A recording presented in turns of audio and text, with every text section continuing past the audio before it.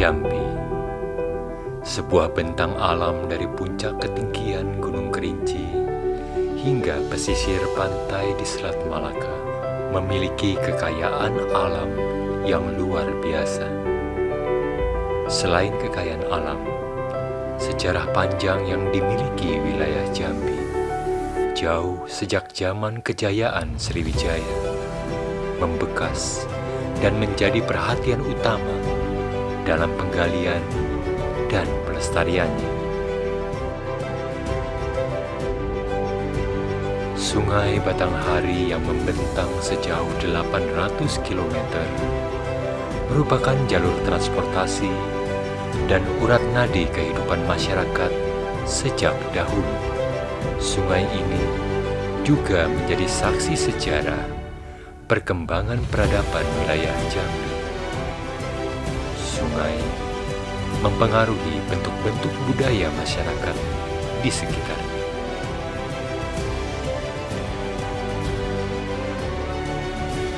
Keberadaan Candi Muara Jambi yang merupakan area percandian agama Buddha terluas di Asia Tenggara merupakan candi tua yang ada sejak abad ke-7 Masehi. Candi Muara Jambi ini merupakan salah satu bukti sejarah tentang kebesaran Kerajaan Sriwijaya dan Kerajaan Melayu yang ada di Jambi.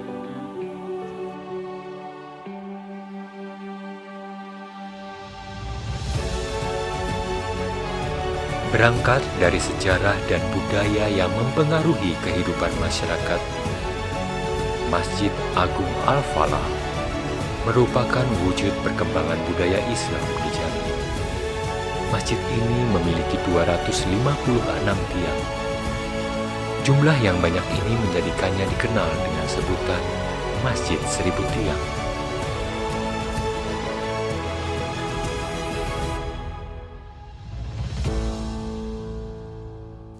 Jika melihat sejarah Islam di Jambi, tentu tidak lepas dari kota seberang Jambi.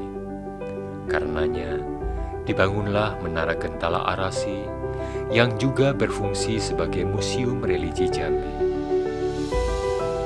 Antara Menara Gentala Arasi dan pusat kota, terdapat jembatan pedestrian yang menghubungkan dua kekuatan, yaitu pusat pemerintahan dan ekonomi dengan pusat pendidikan dasar agama.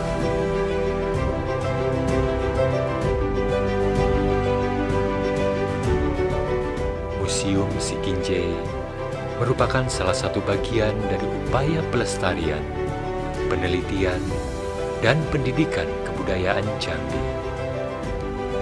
Museum berfungsi untuk melindungi, mengembangkan, memanfaatkan, dan mengkomunikasikan koleksi yang dimiliki kepada masyarakat. Bangunan Museum Sikinjai memiliki arsitektur tradisional Jambi berupa rumah kajang lako dan rumah larit yang disesuaikan dengan keperluan teknis permusiuman. Museum ini mulai dibangun pada 18 Februari 1981 pada masa jabatan Gubernur Masyum Sofyan SH dan diresmikan pada 6 Juni 1988 oleh Menteri Pendidikan dan Kebudayaan saat itu, Profesor Dr. Fuad Hasan. Museum ini awalnya bernama Museum Negeri Jambi. Nama museum berubah sejak 30 Oktober 2012 dan diresmikan oleh Gubernur Jambi, Haji Hasan Basri Agus, dengan nama Museum Sikinjai. Museum adalah lembaga yang berfungsi melindungi, mengembangkan, memanfaatkan koleksi, dan mengkomunikasikan koleksinya kepada masyarakat. Untuk itu dibutuhkan tenaga pengelola koleksi yang andal, sesuai dengan disiplin ilmu, keahlian, dan keterampilan melalui 10 jenis koleksi. Dan juga dibutuhkan tenaga yang mumpuni atau piawai di dalam mengkomunikasikan koleksi museum kepada masyarakat melalui berbagai teknik dan media, sehingga koleksi museum dapat berdaya guna dan memberikan kontribusi dalam pembangunan bangsa, terutama dalam sektor sejarah dan budaya bangsa.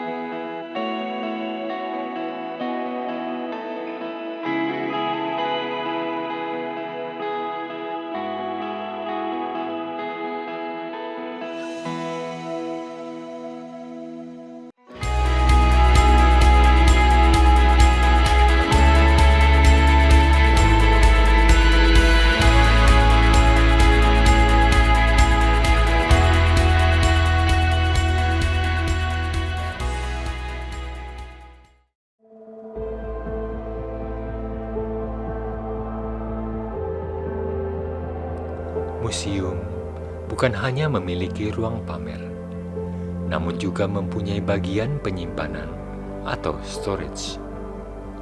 Terdapat banyak ruang yang terpisah, sesuai dengan jenis dan bahan dasar koleksi. Arti penting sebuah storage untuk museum adalah sebagai tempat penyimpanan koleksi yang disusun sesuai dengan jenisnya dan ditempatkan pada rak-rak yang telah ditentukan. Untuk Museum Siginjai sendiri terdapat 8 ruangan storage. Pengelolaan koleksi memiliki 3 tenaga ahli. Pertama, registrar, bertugas sebagai menginventarisir dan meregistrasi koleksi. Kedua, kurator bertugas sebagai mengkaji dan menganalisa data koleksi. Ketiga, konservator bertugas sebagai memelihara dan merawat koleksi.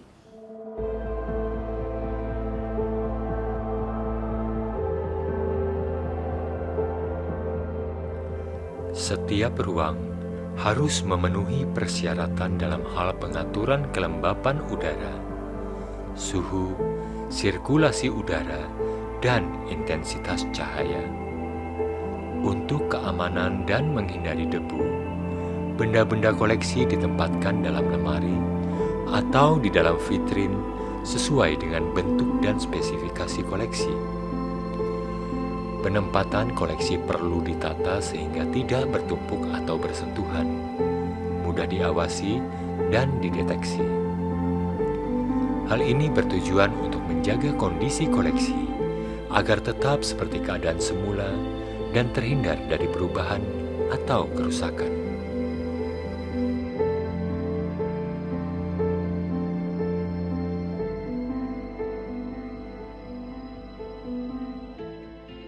Koleksi merupakan salah satu nyawa daripada museum. Koleksi kita dapatkan dari masyarakat. Cara-cara pendapatan koleksi ada beberapa macam. Pertama, ganti rugi, titipan, hibah, tukar menukar, dan yang terakhir adalah barang sitaan. Koleksi jika sudah masuk menjadi barang milik museum, maka harus kita rawat. Sebelum kita rawat, koleksi tersebut harus masuk ke ruang karantina untuk kita mengetahui bahwa barang atau koleksi tersebut membawa penyakit atau tidak. Jika sudah dikarantina sekitar 2 atau 3 minggu, maka kita bisa melihat koleksi tersebut di ruang karantina.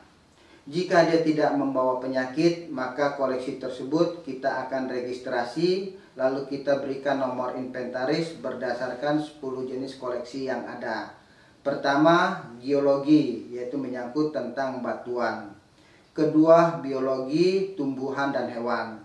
Ketiga, etnografi, yaitu barang kebutuhan masyarakat mulai dari masa lalu hingga masa sekarang. Keempat adalah arkeologi, yaitu temuan-temuan yang berdasarkan hasil ekskavasi atau penetapan. Kelima, historika atau barang-barang yang memiliki nilai sejarah, baik itu perjuangan masyarakat atau perjuangan bangsa. Lalu yang keenam adalah numismatik heraldika. Numismatik yaitu tentang uang atau mata uang yang pernah beredar di Jambi, sedang heraldika yaitu tanda-tanda kebesaran atau tanda-tanda pangkat, baik itu di kemiliteran maupun di pemerintahan. Ketujuh yaitu filologi, yaitu tentang naskah, baik itu yang ditulis di atas kertas maupun yang ditulis di atas tanduk maupun di bambu. Lalu yang kedelapan adalah kramologika, yaitu tentang keramik maupun gerabah. Kesembilan yaitu seni rupa, yaitu tentang lukisan, ukiran maupun yang menyangkut tentang kesenian. Lalu yang terakhir adalah teknologi, yaitu barang-barang yang memiliki atau diproduksi massal berdasarkan hasil dari pabrik. Itulah 10 jenis koleksi yang masuk dalam kategori koleksi museum. Jika sudah dimasukkan dalam berdasarkan pembagian tersebut, maka koleksi itu harus kita rawat. Pertama, kita melakukan perawatan secara preventif. kita melepaskan debu-debu atau kita menghilangkan debu-debu yang ada pada koleksi tersebut. Nah, jika koleksi tersebut berdasarkan analisis mengandung suatu penyakit, maka kita lakukan perawatan secara kuratif. Perawatan kuratif kita bagi atas dua, yaitu perawatan berdasarkan perawatan tradisional maupun perawatan yang sifatnya kimia. Sesudah dilakukan perawatan, ada dua kemungkinan koleksi tersebut bisa disimpan dalam storage dan bisa koleksi tersebut langsung dipamerkan di ruang pameran tetap. Nah, jika kita memasukkan koleksi tersebut ke dalam ruangan storage, itu ada dua tempat yang kita di ruangan storage atas maupun ruangan storage bawah berdasarkan jenis pembagian koleksi tersebut. Fasilitas yang ada di seksi pengelolaan koleksi atau di ruang storage yaitu pertama, kita harus memiliki rak untuk penempatan koleksi-koleksi tersebut. Lalu yang kedua adalah pendingin atau AC. Kita harus memiliki AC supaya jika adanya fluktuasi suhu di dalam ruangan, maka kita harus menghidupkan AC. Lalu yang ketiga adalah dehumidifier. Lalu kita harus memiliki yang namanya pengatur suhu dan pengatur kelembapan, yaitu Durkheim. Nah, itulah yang harus kita lengkapi untuk di ruang penyimpanan koleksi. Selain itu, kita pun memiliki yang namanya ruang laboratorium. Fungsi dari laboratorium itu yaitu untuk menganalisis maupun mengobati koleksi-koleksi yang kita anggap itu memiliki penyakit atau kerusakan-kerusakan. Kita memiliki yang namanya peralatan-peralatan serta obat-obatan, baik itu yang sifatnya kimia maupun yang sifatnya tradisional. Beberapa ruangan koleksi perawatan itu tidak kita miliki. Demikian juga di laboratorium, kita harus melengkapi peralatan-peralatan untuk memeriksa, termasuk salah satunya adalah mikroskop, alat untuk memfumigasi koleksi, baik itu yang sifatnya kering maupun yang sifatnya basah. Serta kita harus memiliki fasilitas-fasilitas lain yang ada di ruangan laboratorium tersebut. Mungkin hanya itu aja. Selain perawatan preventif yang merupakan perawatan ringan, dilakukan juga tindakan perawatan kuratif yang merupakan tindakan terhadap benda koleksi yang mengalami kerusakan sedang dan berat agar kembali pada kondisi semula. Hal ini disebut juga restorasi. Tindakan restorasi atau perawatan kuratif dilakukan di laboratorium.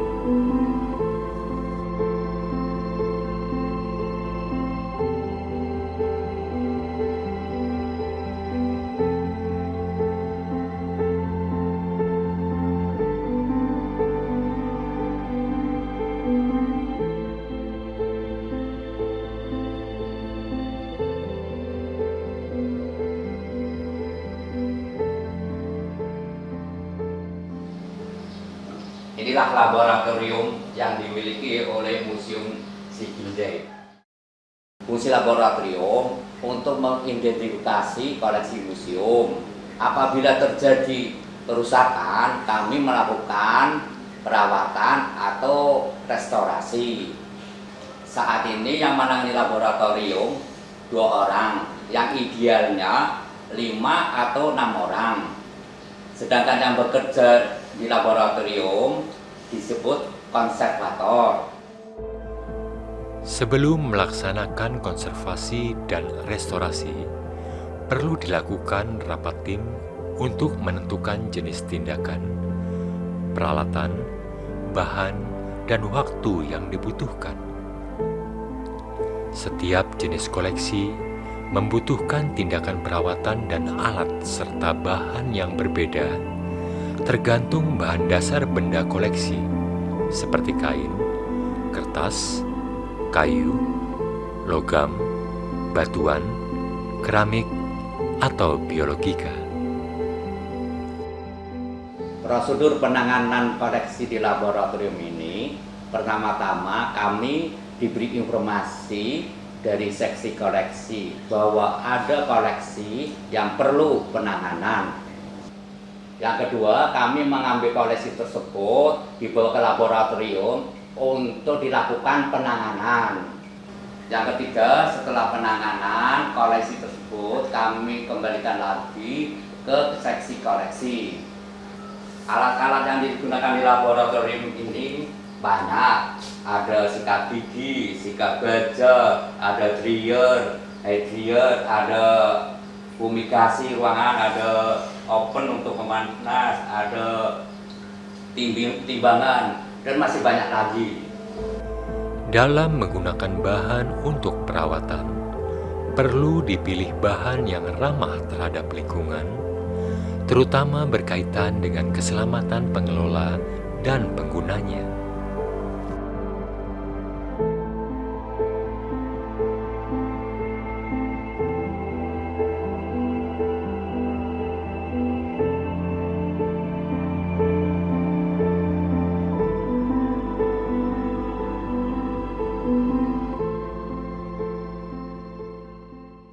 Bahan-bahan kimia di laboratorium ini pakai sepertinya ada parafin, ada alkohol, ada etanol, ada kalgel, ada kamper, itu yang bagian kimia. Namun ada juga yang herbal atau yang tradisional, sepertinya jeruk nipis, asam jawa, terus tembakau, terus bumbu-bumbu dapur pun bisa itu, sepertinya cengkeh, kulit kayu manis bisa untuk untuk perawatan koleksi. Bekerja di laboratorium memang berhubungan dengan bahan-bahan kimia. Dengan adanya bahan kimia kita tak terhindar dari bahaya bahan kimia itu sendiri. Makanya kita memakai pelindung. Terutama kita pakai sarung tangan, masker, kacamata, sepatu boot, pelindung dada untuk keselamatan diri kita.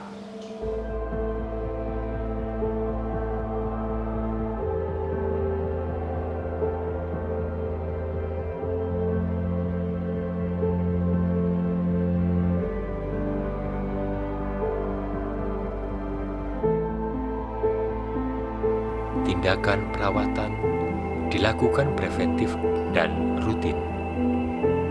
Tiap koleksi yang akan dan sudah dipamerkan perlu dikonservasi terlebih dahulu untuk menjaga kualitas kondisi. Setiap kejadian yang berhubungan dengan koleksi perlu dicatat sebagai catatan riwayat koleksi.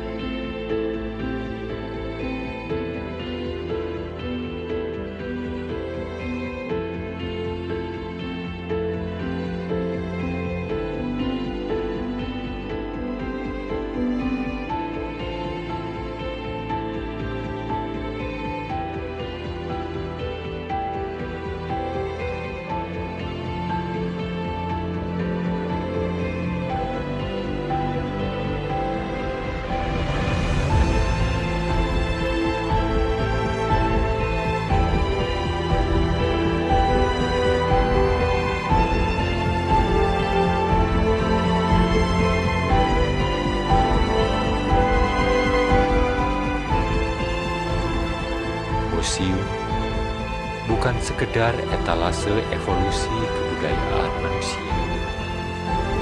Ia adalah tempat dan lembaga yang memiliki tanggung jawab untuk menjaga dan merawat peninggalan-peninggalan yang tersisa untuk generasi sekarang dan generasi yang akan datang.